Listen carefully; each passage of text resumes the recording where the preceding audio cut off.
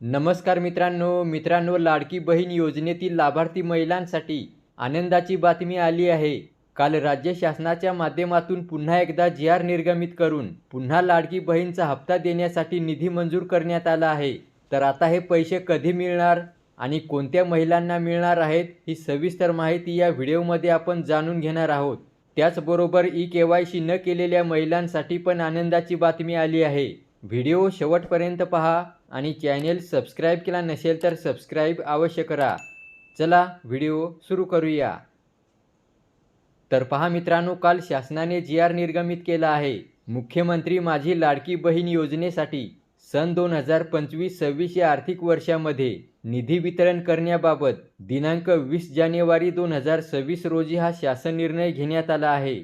आणि यामध्ये खाली महत्त्वाचा मुद्दा पहा। मुख्यमंत्री माझी लाडकी बहीण या योजनेतील पात्र महिला लाभार्थ्यांना माहे डिसेंबर 2025 या महिन्याचा आर्थिक लाभ अदा करण्यासाठी 395.25 कोटी इतक्या निधीला शासन मान्यता देण्यात आली आहे।